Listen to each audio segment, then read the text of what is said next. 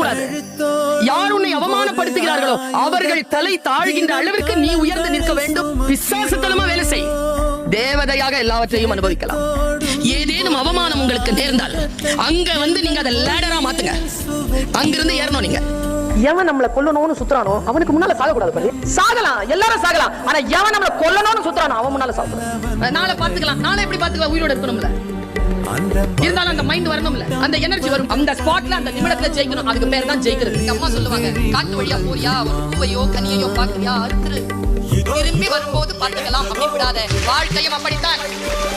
என்ன முடியுமோ அவ்வளவு பறிச்சு உருவி எடுத்துட்டு வெளியில ஓடிடும். நாலேஜ் அப்படி வாங்கிட்டு போய்கிட்டே. எத்தனை பேர் தோல்வி அடைந்திருக்கிறீர்கள்? நாளை என்று தள்ளி போட்டுட்டு ஜெயிக்கிறவங்களுக்கு உங்களுக்கும் இருக்கக்கூடிய ஒரே வித்தியாசம், காலத்தால் அவன் பயிர் செய்தான், நீ காலத்தை கைவிட்டு விட்டு பிறகு பார்த்துக் கொள்ளலாம் என்று இருந்தாய். மகிழ்ந்திருக்கு. வாழ்க்கையின் உயிரோடு இருக்கக்கூடிய வினாடிகளே மகிழ்வதற்காக